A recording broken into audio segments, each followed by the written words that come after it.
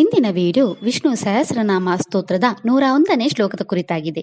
ಈ ವಿಡಿಯೋದಲ್ಲಿ ವಿಷ್ಣು ಸಹಸ್ರನಾಮ ಸ್ತೋತ್ರದ 101ನೇ ಶ್ಲೋಕದ ಅರ್ಥವನ್ನು ತಿಳಿದುಕೊಳ್ಳೋಣ ಮತ್ತು ಈ ಶ್ಲೋಕವನ್ನು ಪಠಿಸುವುದರಿಂದಾಗುವ ಪ್ರಯೋಜನಗಳನ್ನು ಸಹ ನಾವು ತಿಳಿದುಕೊಳ್ಳೋಣ. ವಿಷ್ಣು ಸಹಸ್ರನಾಮ ಸ್ತೋತ್ರದ 101ನೇ ಶ್ಲೋಕವು ಹೀಗಿದೆ. ಅನಾದಿರ್ಭೂರ್ಭುವೋ ಲಕ್ಷ್ಮೀ ಸುವೀರೋ ರುಚಿರಾಂಗದಃ ಜನನೋ ಜನ ಜನ್ಮಾದಿ ಭೀಮೋ ಭೀಮ ಪರಾಕ್ರಮಃ. ಈ ಶ್ಲೋಕದಲ್ಲಿ ಭಗವಾನ್ ವಿಷ್ಣುವಿನ 9 ನಾಮಗಳಿವೆ. ಈಗ ಭಗವಾನ್ ವಿಷ್ಣುವಿನ ಈ ಪ್ರತಿಯೊಂದು ನಾಮದ ಅರ್ಥವನ್ನು ತಿಳಿದುಕೊಳ್ಳೋಣ. ವಿಷ್ಣುವಿನ ಮೊದಲ ನಾಮವು ಹೀಗಿದೆ. ಓಂ ಅನಾದಾಯೇ ನಮಃ. ಈ ವಿಷ್ಣು ನಾಮದ ಅರ್ಥ ಭಗವಾನ್ ವಿಷ್ಣು ಆದಿ ಕಾರಣವಿಲ್ಲದವನು ಅಥವಾ ಎಲ್ಲದಕ್ಕೂ ಪರಮ ಕಾರಣನಾದವನು.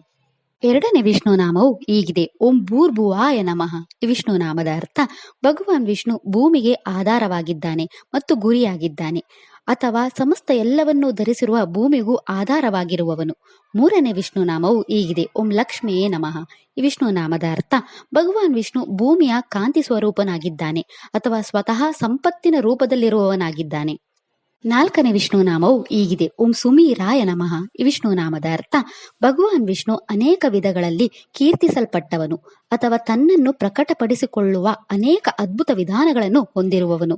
ಐದನೇ ವಿಷ್ಣು ನಾಮವು ಹೀಗಿದೆ. ಓಂ ರುಚಿರಂಗದಾಯ ನಮಃ. ವಿಷ್ಣು ನಾಮದ ಅರ್ಥ ಭಗವಾನ್ ವಿಷ್ಣು ಸುಂದರವಾದ ಭುಜಗಳನ್ನು ಹೊಂದಿರುವವನು ಅಥವಾ ಅತ್ಯಂತ ಆಕರ್ಷಕವಾದ ತೋಳುಬಂದಿಗಳನ್ನು ಧರಿಸಿರುವವನು.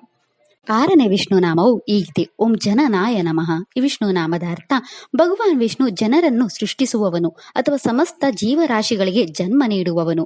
ಏಳನೇ ವಿಷ್ಣು ನಾಮವು ಹೀಗಿದೆ. ಓಂ ಜನ ಜನ್ಮದಾಯೇ ನಮಃ.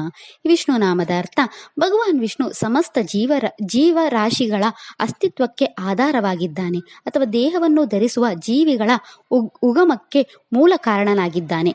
ಎಂಟನೇ ವಿಷ್ಣು ನಾಮವು ಹೀಗಿದೆ. ಓಂ ಭೀಮಾಯ ನಮಃ. ಈ ವಿಷ್ಣು ನಾಮದ ಅರ್ಥ ಭಗವಾನ್ ವಿಷ್ಣುವನ್ನು ಕಂಡು ಸಮಸ್ತ ಜೀವಿಗಳು ಭಯಪಡುತ್ತವೆ ಅಥವಾ ಅವನು ಭಯ ಮತ್ತು ವಿಸ್ಮಯವನ್ನು ಉಂಟು ಮಾಡುವವನು.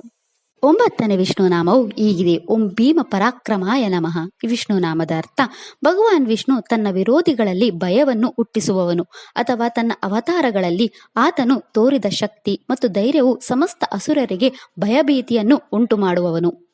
ಈ ಶ್ಲೋಕವನ್ನು ಪಠಿಸುವುದರಿಂದ ಅಥವಾ ಕೇಳುವುದರಿಂದ ಎಲ್ಲಾ ರೀತಿಯ ಭಯಗಳಿಂದ ಮುಕ್ತಿ ಪಡೆಯಬಹುದು ಮತ್ತು ಪ್ರತಿಕೂಲ ಶಕ್ತಿಗಳಿಂದ ದೂರವಿರಬಹುದು. ಈ ಶ್ಲೋಕದ ಪಠಣವು ಸಂಪತ್ತು ಮತ್ತು ಸಮೃದ್ಧಿಯನ್ನು ಕರುಣಿಸುತ್ತದೆ.